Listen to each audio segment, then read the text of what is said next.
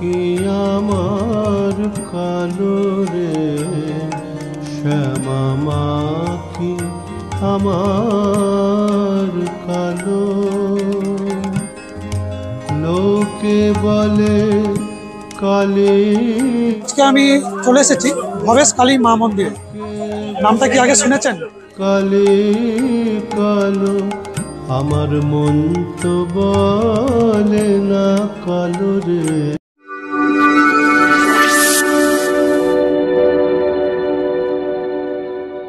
Morning বন্ধুরা, আপনারা দেখছেন বিয়ার ট্রাভেল ব্লগ আর আমি বাপ্পাদিত্য। আজকে আমি চলে এসেছি ভবেশ কালী মা মন্দিরে। নামটা কি আগে শুনেছেন? ভবেশ কালী মা মন্দির হলো পরমা কালী মন্দিরেরই পূর্ব নাম। ভিতরে তো ছবি তুলতে মানা আছে, তবে যতটা পারি ভালোভাবে দেখানোর চেষ্টা করব। নতুন বছরে পুজোর কি নিয়ম হয়েছে, কখন পুজো দেওয়ার সময়, আপনারা কিভাবে আসবেন, আর এই মন্দিরের সংক্ষিপ্ত ইতিহাস, এই নিয়েই আজকের ভিডিওটা। তো আপনারা শেষ পর্যন্ত ভিডিওটা দেখবেন, আশা করি আপনাদের ভালো লাগবে।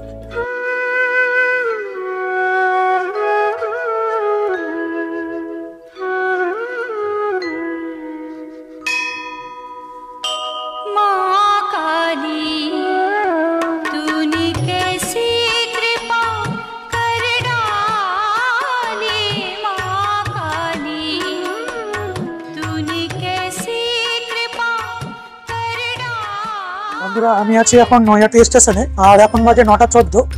1 নম্বর প্ল্যাটফর্ম দিয়ে টিকিট কাউন্টারের সামনে দিয়ে বেরোতে হবে।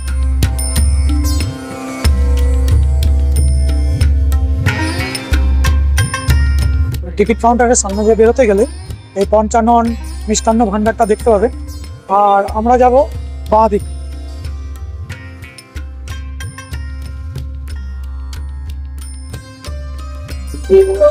এই যে এখানে একটা মিষ্টির দোকান আছে, মন্ডা মিঠাই।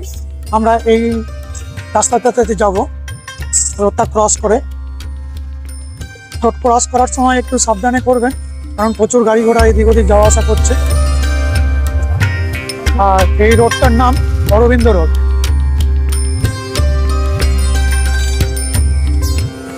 রাস্তার ধারে প্রচুর ফুলের দোকান আছে।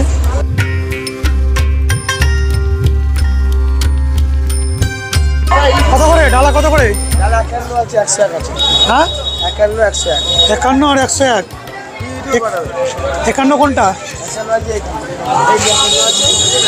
101 আছে। নিউ পাল স্টোর একটা ভোগের দোকান আছে, আমি এই দোকানটা থেকেই ভোগটা নিচ্ছি। 101 একটা ডালা নিয়েছি।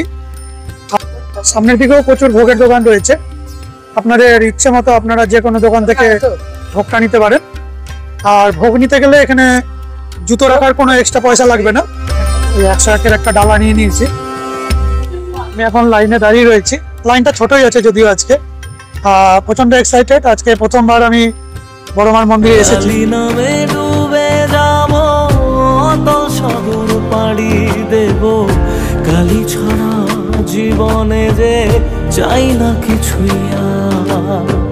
দয়াময়ী মাঝে আমার দিও গো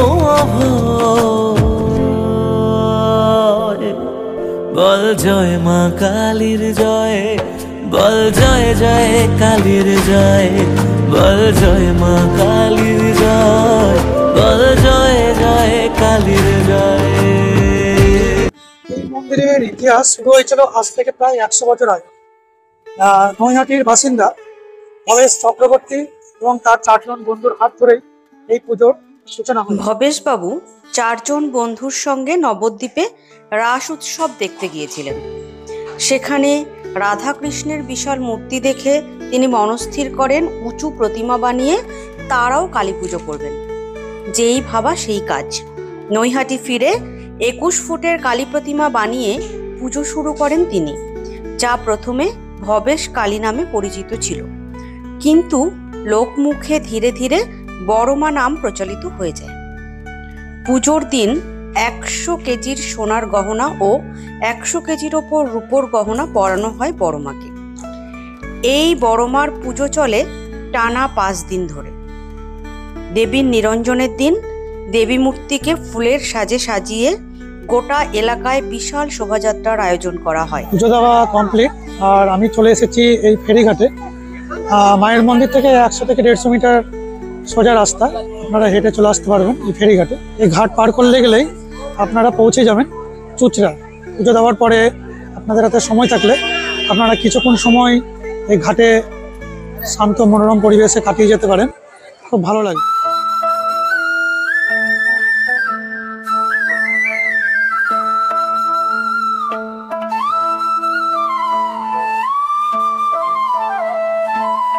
আমার পুজো দেওয়া কমপ্লিট হয়ে গেছে আর বেরিয়ে পড়লাম আবার বাড়ির দিকে। তো আজকের মতো ভিডিওটা এখানেই শেষ করলাম। আশা করি আপনাদেরকে মন্দির সম্পর্কে বিস্তারিত জানাতে পেরেছি। ভিডিওটা ভালো লাগলে অবশ্যই লাইক কমেন্ট শেয়ার করবেন। আর যারা আমার চ্যানেলে নতুন ভিডিও দেখছেন তারা অবশ্যই চ্যানেলটিকে সাবস্ক্রাইব করে রাখবেন পরবর্তীতে নতুন নতুন ভিডিও দেখার জন্য। তো আজকের মতো টাটা, দেখা হবে পরবর্তী নতুন ভিডিও।